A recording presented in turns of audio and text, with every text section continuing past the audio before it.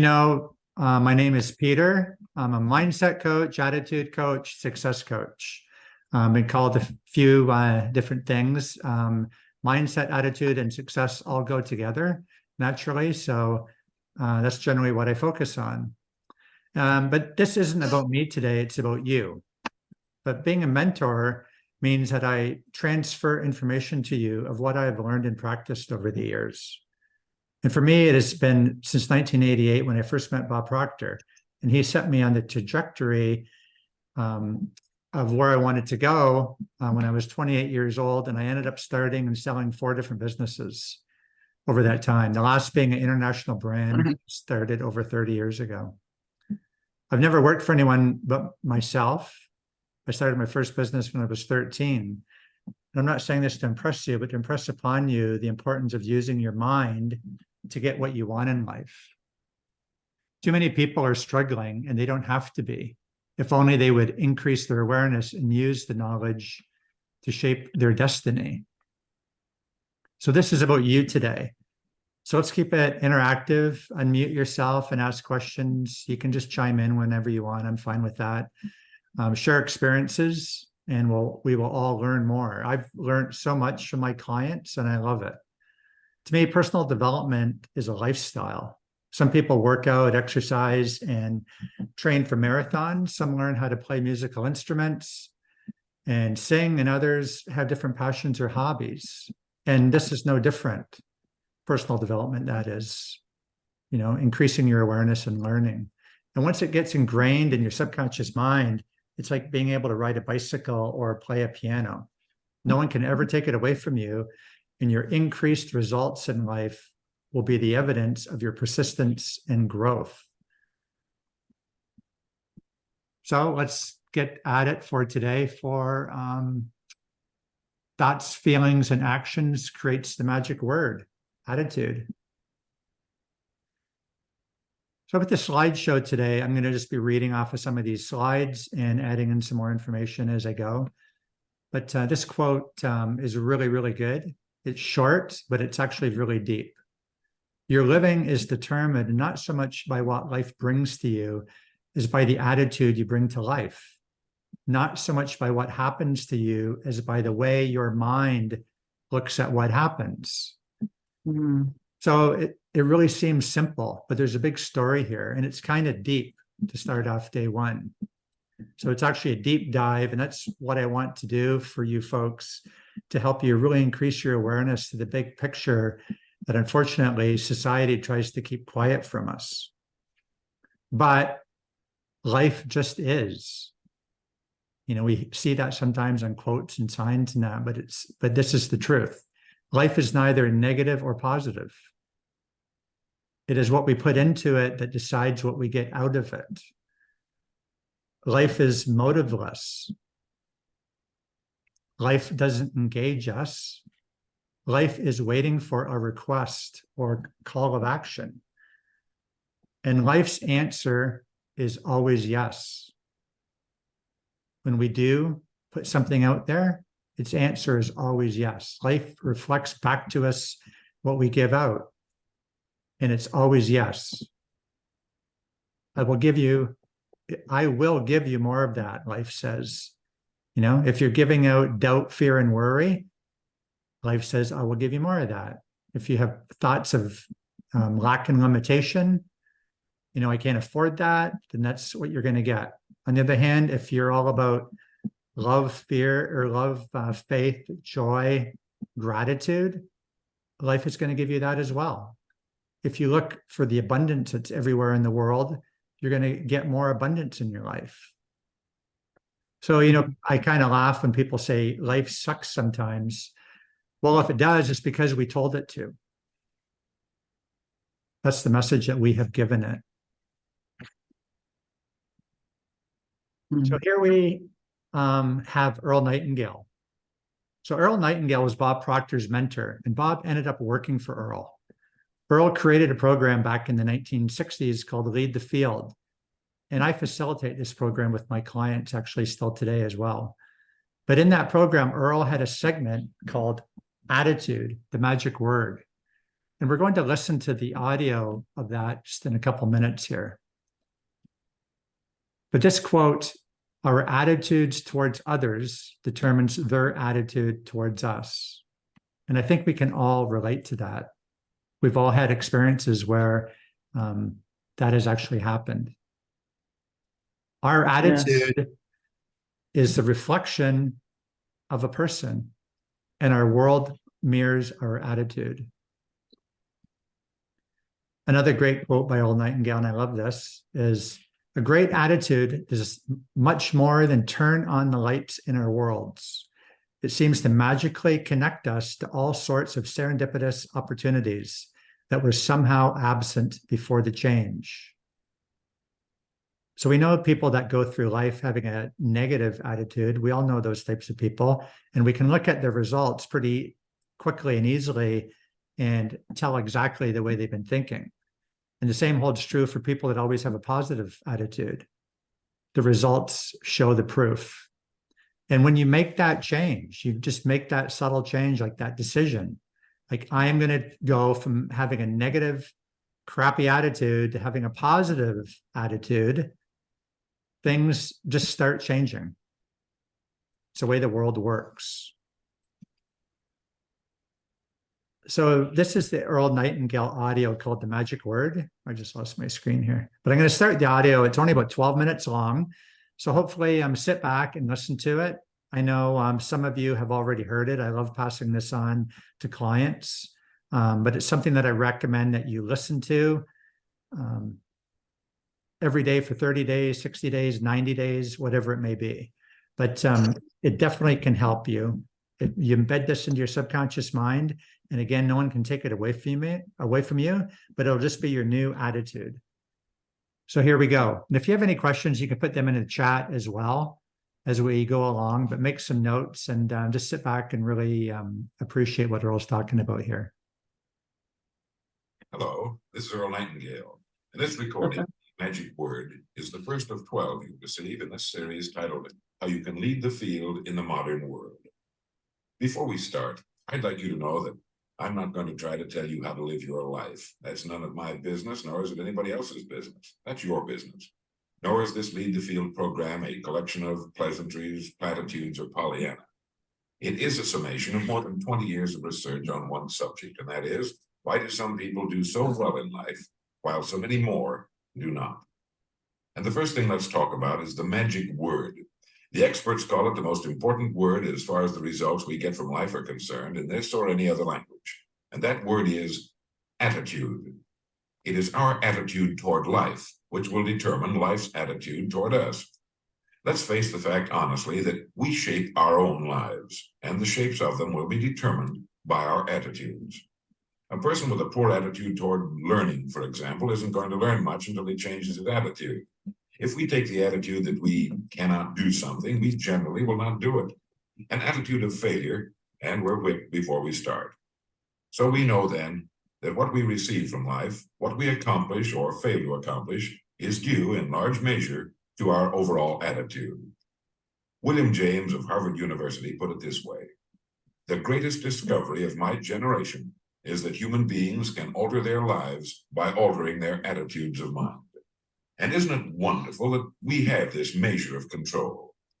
Before we start talking about our attitude toward the world, let's talk about our attitude toward ourselves, since it is the attitude we take toward ourselves which determines our attitude toward the world. Now, right here, we come to a rather strange fact. We're so familiar with ourselves, we tend to take ourselves for granted. We tend to minimize the things we can accomplish, the goals we can reach, and for some equally strange reason, believe others can accomplish things in our field which we cannot.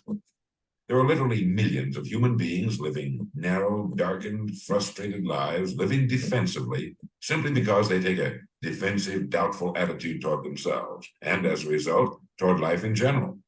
Many people are suspicious of and oppose change. Yet change is the one thing in life on which we can absolutely count.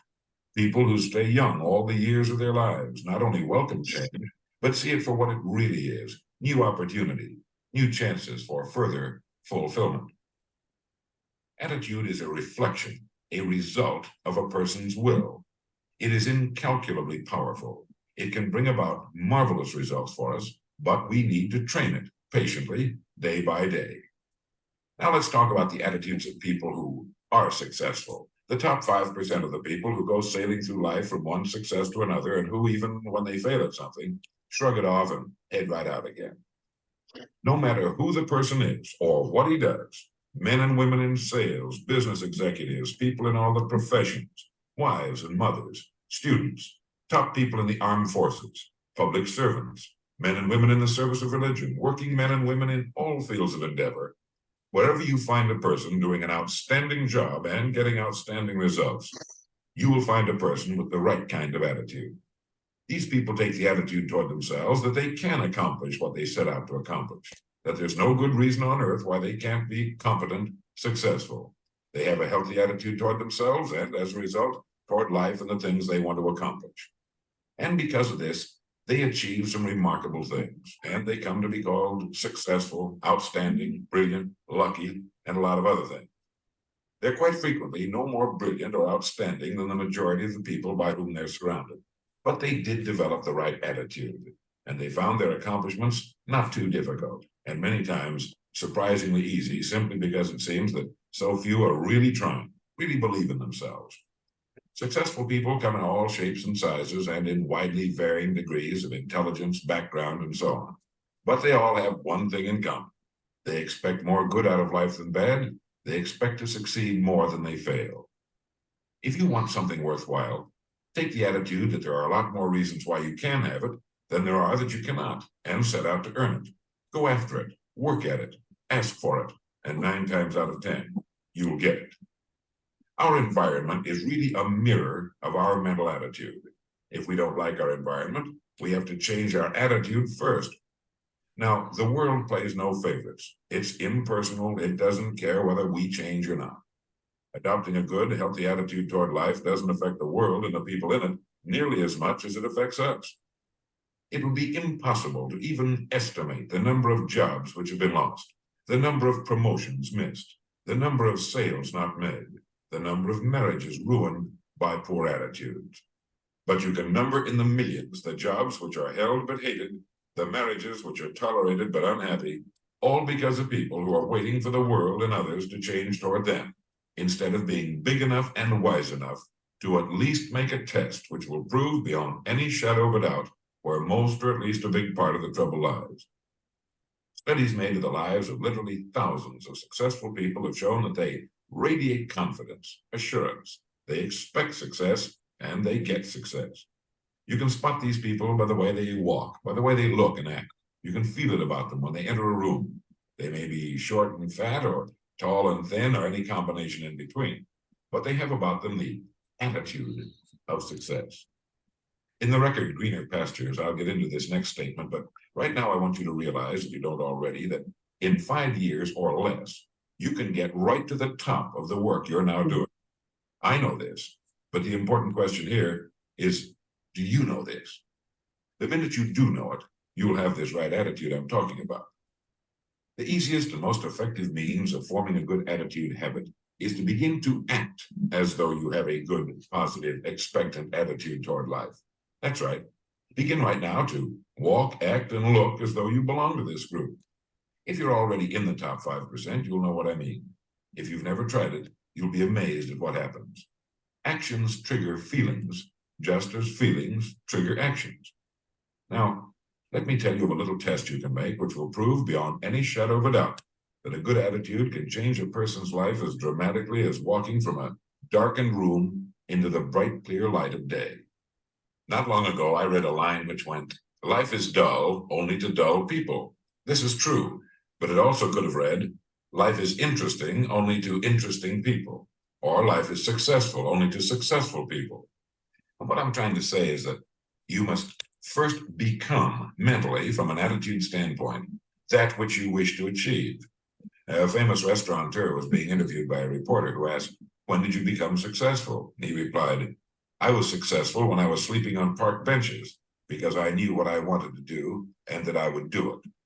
In short, his attitude had been one of success, of expecting success long before the material, the tangible rewards of success had been earned. We'll get into this particular phase of Lead the Field in record number 3, A Worthy Destination. But for now, remember that a person must act, look, and because of these things, feel successful before the success he seeks can come. Chances are you know people who seem to be what others call lucky. All kinds of good and wonderful things seem to happen to them, and they give the impression of happily sailing through life, having a wonderful time, and getting more accomplished in a year than most people do in 5. This has been figured out fairly scientifically, and if anyone will conscientiously go about the test I'm going to recommend, and stay with it every day for the next 30 days without fail, that person can join this small, happy, and extremely productive group of people. He'll find himself becoming lucky, as they say, and most of his problems will pretty well take care of themselves. Of this you can be sure. The results will be nothing short of amazing. Now, it makes no difference how good a person's attitude has been in the past. Anything can be improved upon, and it's the small refinements upon something already good that makes it great. So here's the test. For the next 30 days, act toward the world, everything and everyone with whom you come in contact, with the attitude which represents the kind of results you want to achieve. That is, if the result you want is more success in what you're doing, act as though you are already in possession of the success you seek. If you want others to treat you with admiration and respect, treat others with admiration and respect first.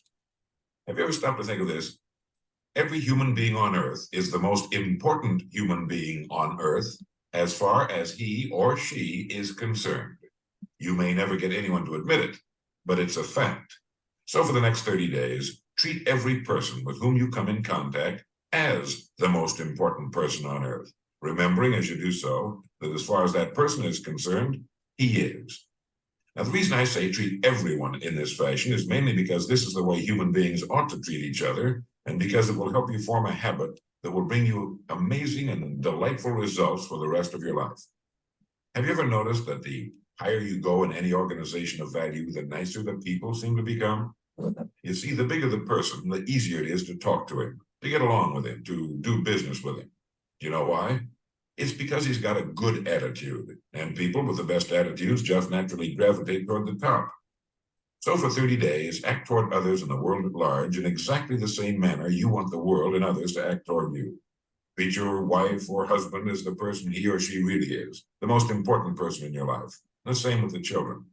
Carry out into the world each morning for 30 days the kind of attitude you would have if you were the most successful human being on earth.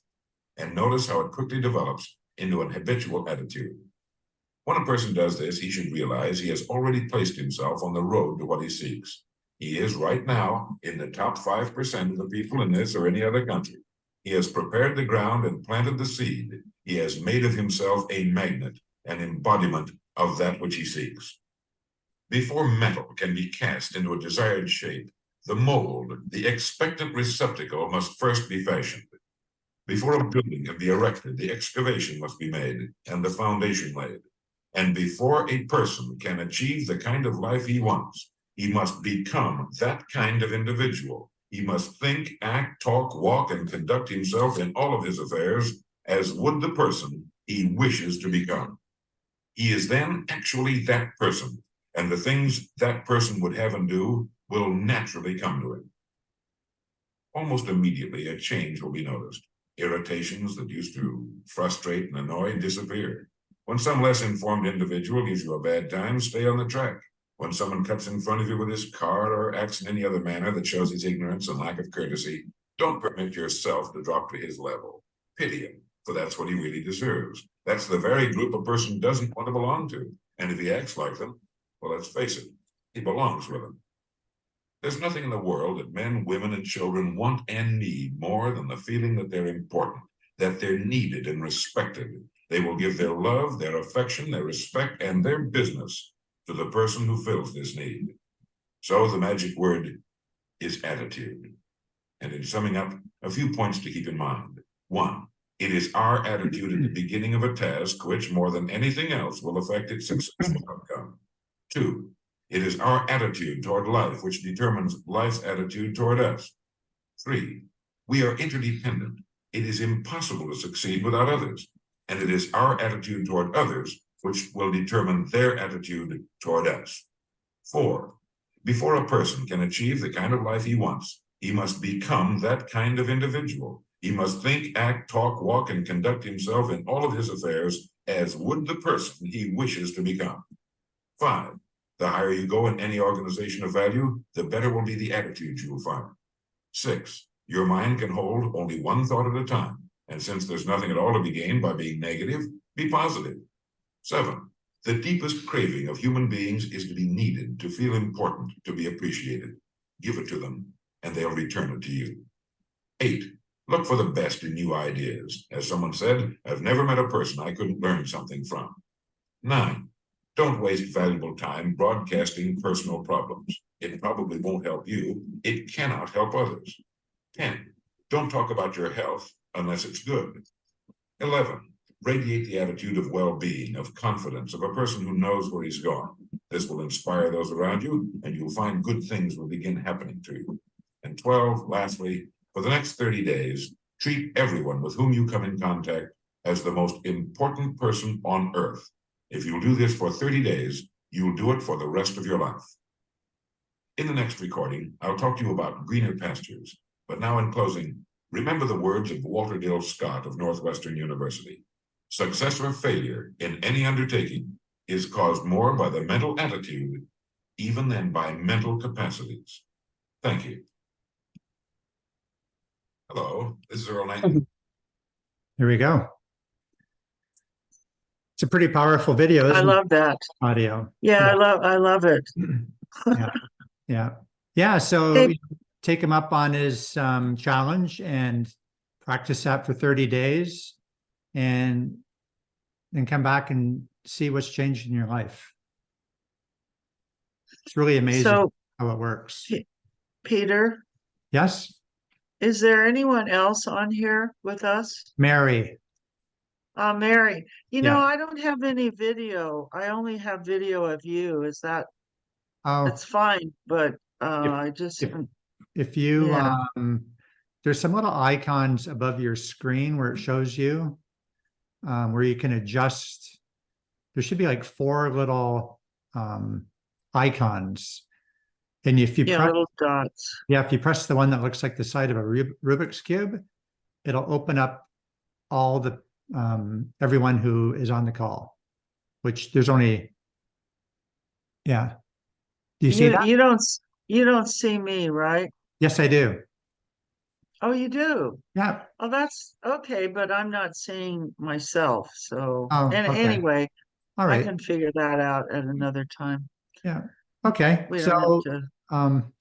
yeah, try and listen to that. I put a link to that video in the back of the workbook under the references section that you can click on, and it goes right to the video. And listen to it when you're driving, listen to it if you're sitting down having a cup of tea in the afternoon. But the more you listen to it, the more those ideas will get into your subconscious mind. And the more you do what he was mentioning there at the end about his challenge, the more it'll become part of your life and it'll change your results. So attitude is one of the most commonly used and yet most understood words in the English language. Teachers tell students if they change their attitude, their grades will improve. Sales managers tell salespeople their attitude controls their sales. Counselors tell couples to change their attitude and their relationships will improve. Doctors tell patients, we've done all we can.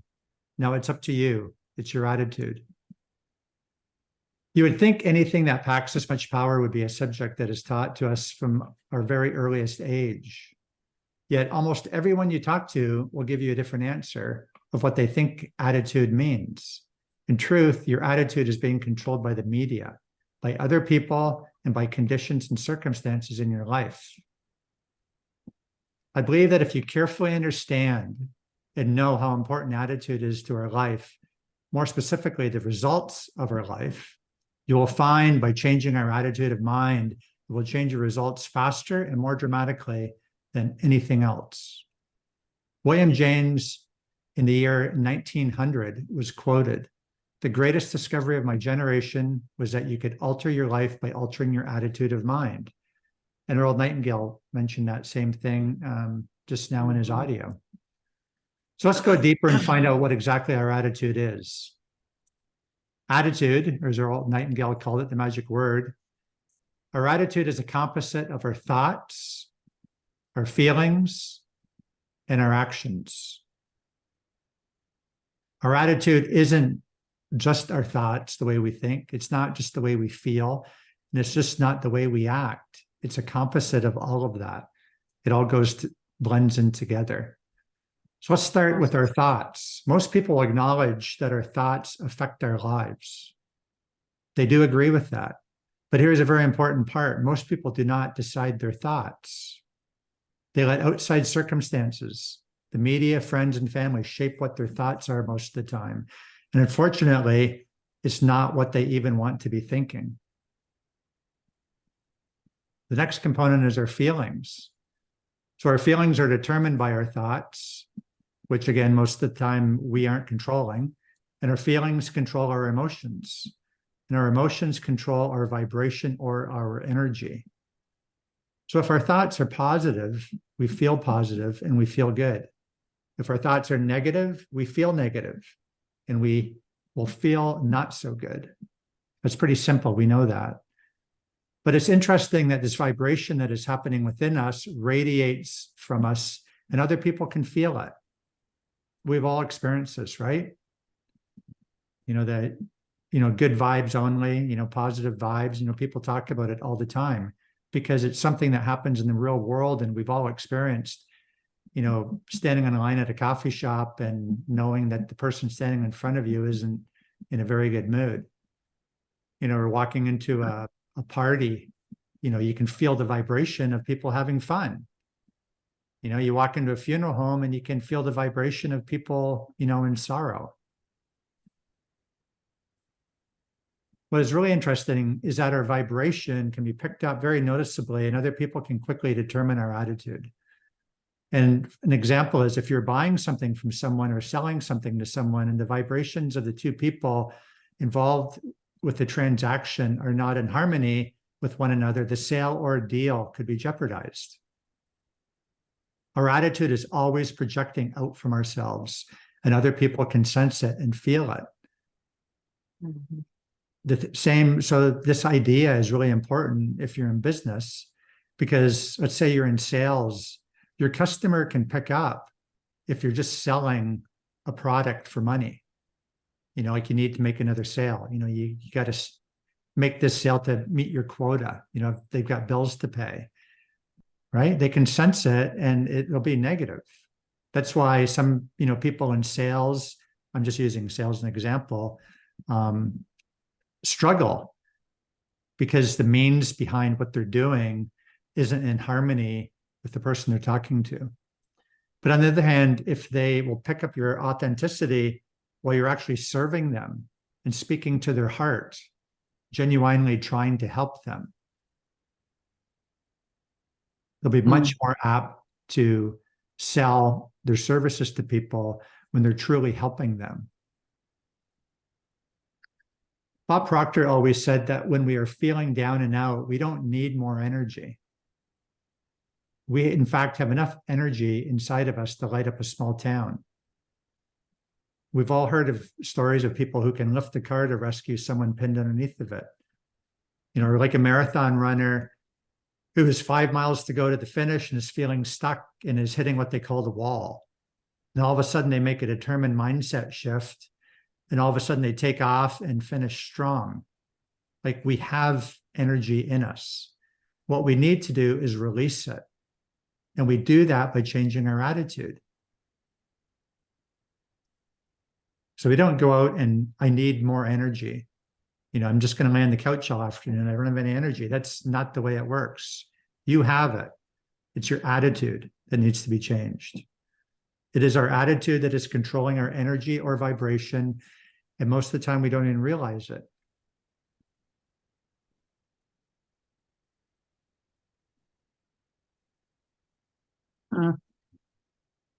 We do not realize it because these thoughts and feelings that we have are most often in our subconscious mind, and we are not aware of them controlling us.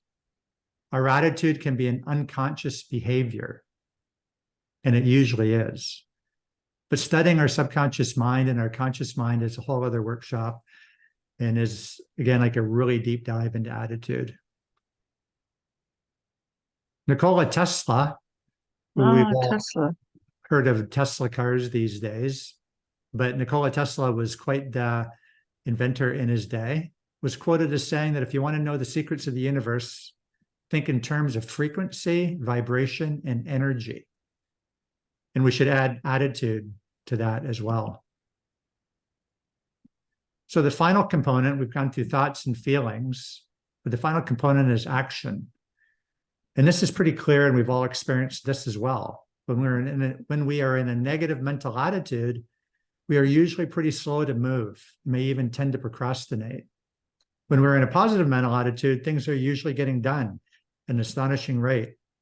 It is in this positive mental attitude where we flourish, we create, and we feel wonderful about ourselves. This is where we want to always be.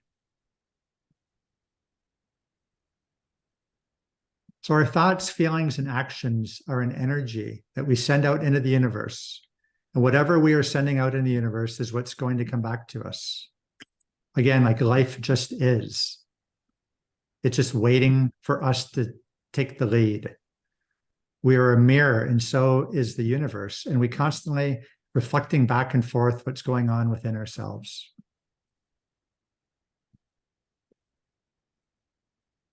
So what do we have to do to control our attitude? It's pretty simple, really. We have to control our thoughts. And so this is where most people fail, unfortunately, because we have to be disciplined and not let outside sources of negativity into our mind that will inevitably take over our thoughts, feelings, and actions, right? So the constant influx that we have nowadays, especially with our cell phones and computers and whatnot, social media, right? We have to take control. We have to stop what's going on outside, get into our minds. The way our minds work with, this is getting off topic a little bit, but we have a conscious mind and a subconscious mind. And the subconscious mind controls our world. Our conscious mind is actually the filter. It's like the gatekeeper. We have the ability to choose what thoughts we want to accept through our conscious mind. If you're hearing something negative on the news or from a friend, perhaps, you can say, like, I'm not listening to this. Like, I'm not going to absorb this, right? Like, I don't want any part of it. You have to really know where you're going. And tomorrow we're going to be talking about goals.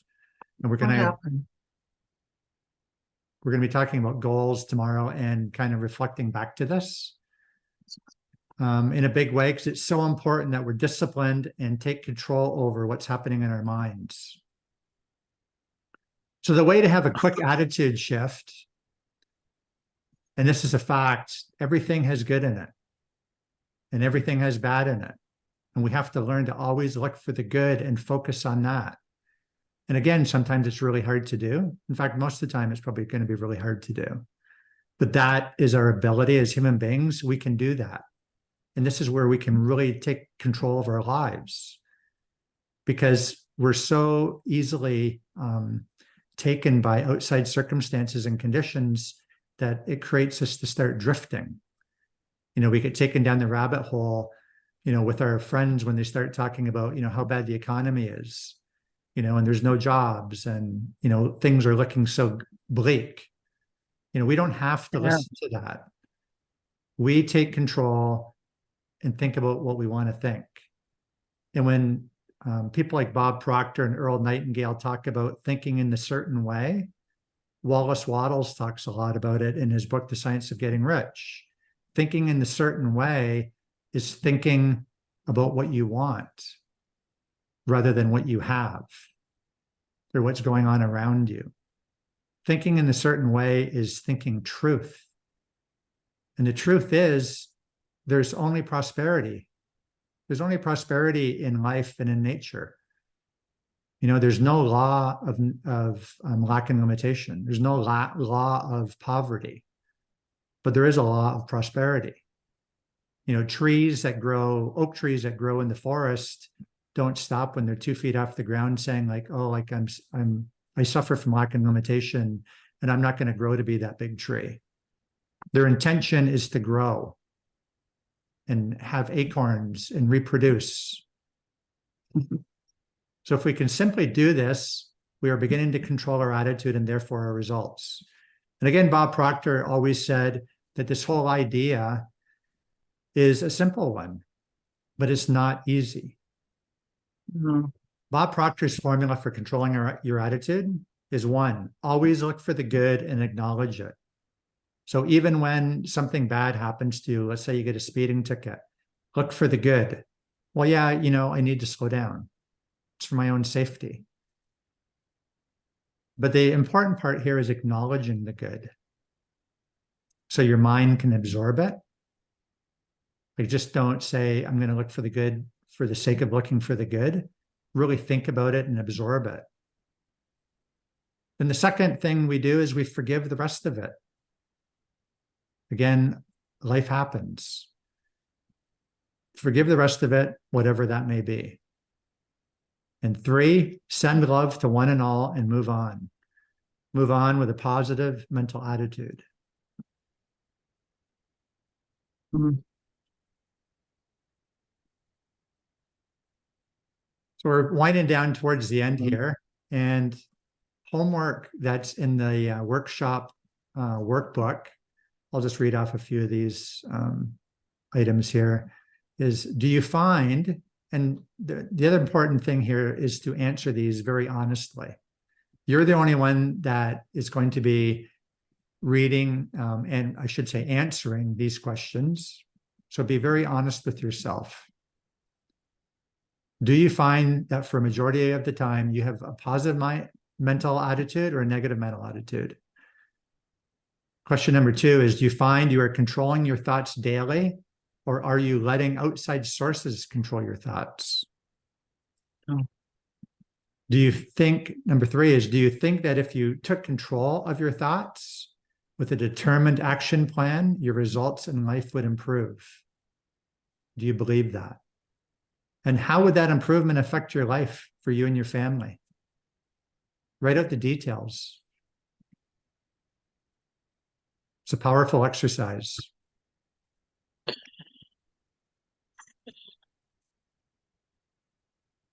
And that's it.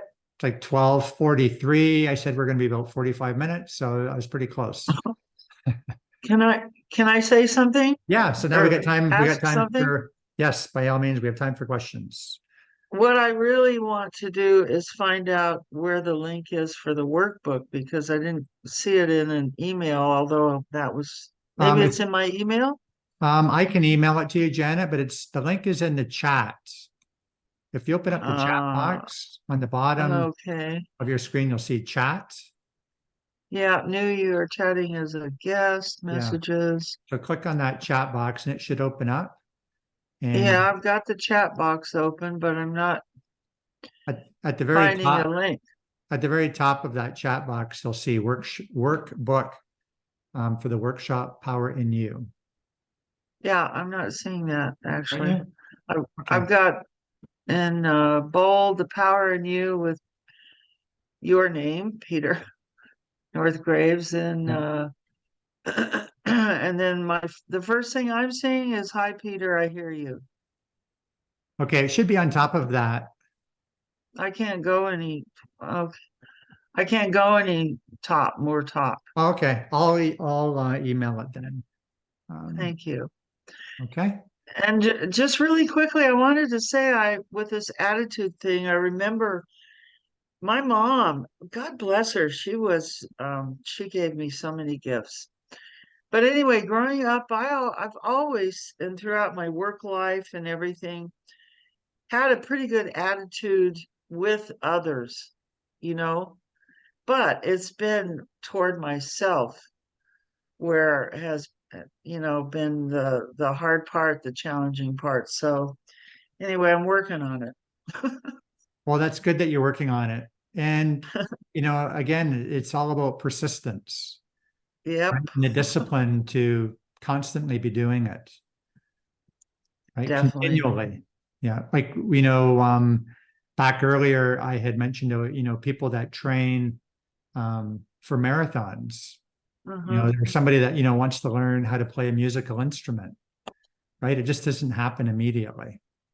No, It takes practice, persistence and practice, practice and just keep going at it. Telling yourself good things. I didn't talk about it here today on this first lesson, but I mean, our self-talk has so much to do with Cool. attitude as well, right? Yeah, So definitely. what are you telling yourself all day long? Yeah, So well, um, absolutely. start telling yourself what you want rather than what you have. Okay. That is the big switch. That is the big flip.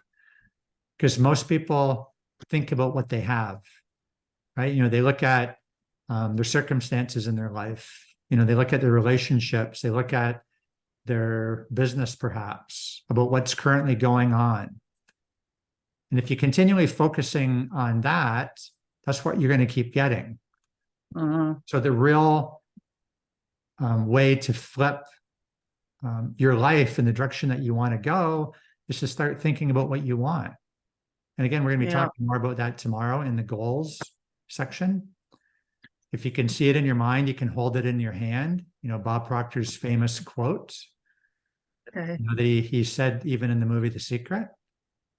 And you do that by, if you can see it in your mind, if you can see your goal in your mind and practice these ideas that we are learning, you can hold it in your hand.